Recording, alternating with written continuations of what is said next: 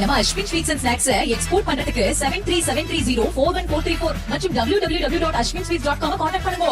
திமுக மீது அனைத்து தரப்பு மக்களும் கடும் கோபத்தில் இருக்கிறார்கள் என்ற அன்புமணி ராமதாஸ் தனது 100 நாள் நடைபயணம் மூலம் திமுக மீதான கோபத்தை கண்கூடாக பார்த்ததாக தெரிவித்தார். திமுகவை ஆட்சியில் இருந்து அகற்றும் கூட்டணியில் பாமக இடம்பெறும் என்ற அன்புமணி ராமதாஸ் தொழில் முதலீடு விவகாரத்தில் நேருக்கு நேர் மேடை போட்டு விவாதிக்க தயாரா என அமைச்சர் TRB ராஜாவுக்கு சவால் விடுத்தார். எல்லாமே இப்போ வெட்ட வெளிச்சமா வந்திருக்குது. இப்போ இந்த வருஷம் எல்லாருக்கும் வெட்டு வெளிச்சமா தெரியுது. இப்போ ஒரு எக்ஸாம்பிள், கும்பகோணம் ரயில்வே ஸ்டேஷன்ல கிட்டத்தட்ட ஒரு 38,000 மூட்டை விளைஞ்ச நெல், அப்படி முளைச்ச நெல் அப்படி பார்க்கறது, அந்த காட்சிகள்லாம் நீங்கள் பார்த்தீங்க. உங்கள் மூலயமா, ஊடகம் மூலயமா வந்திருக்குது. இப்போ நான் சொன்ன ஸ்டாட்டிஸ்டிக்ஸ் சொல்லியிருக்கேன்.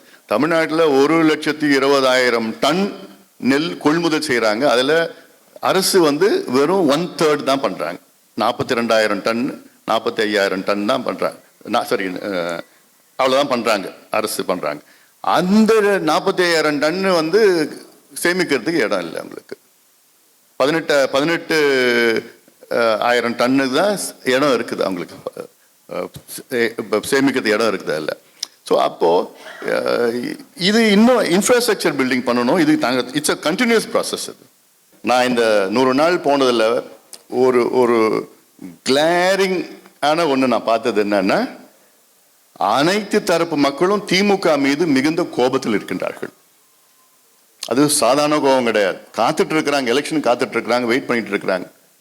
அது விவசாயிகளாக இருந்தாலும் சரி, பெண்கள் இருந்தாலும் சரி, அரசு ஊழியர்கள் இருந்தாலும் சரி, மீனவர்கள் இருந்தாலும் சரி, நெசவாளர்கள் இருந்தாலும் சரி, மாணவர்கள், இளைஞர்கள், தொழிலாளர்கள், தொழில் அதிபர்களும் சரி, தொழிலாளர்களும் சரி, வணிகர்களும் சரி, சிறு வணிகர்களும் சரி, பெரு வணிகர்களும் சரி, அனைத்து தரப்பு மக்களும் திமுக மீது அதிருப்தியில் நான் சொல்ல மாட்டேன், இது ஒரு மைல்டு வார்த்தை, கோபத்தில் இருக்கின்றார்கள்.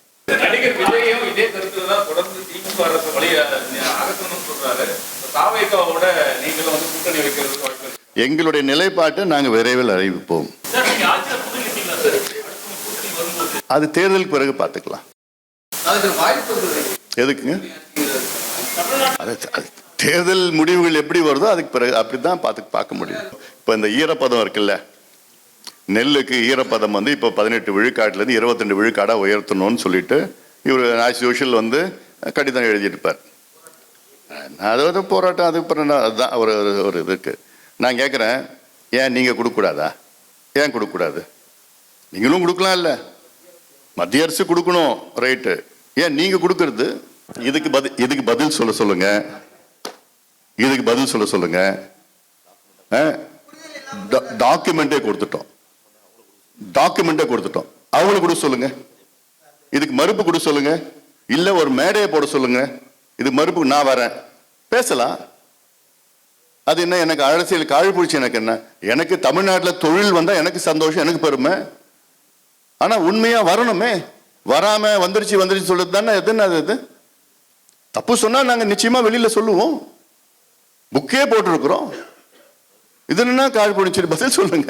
நீங்க சொன்னீங்களே 98% நாங்க வாக்குறுதி நிறைவேற்றிட்டோம்னு சொன்னீங்களே, இதை நான் போட்டிருக்கேன். வெறும் 66 தான் நிறைவேற்றிருக்கீங்கன்னு மறுப்பு சொல்லுங்க. அதனால சும்மா பொய் விளம்பரம் சொல்லிட்டு வச்சுட்டா அரசியல் காழ்ப்புணர்ச்சி என்ன இருக்குது இல்ல. நம்ம Ashwin sweets and snacks export பண்றதுக்கு 7373041434 மற்றும் www.ashwinsweets.com கான்டாக்ட் பண்ணுங்க.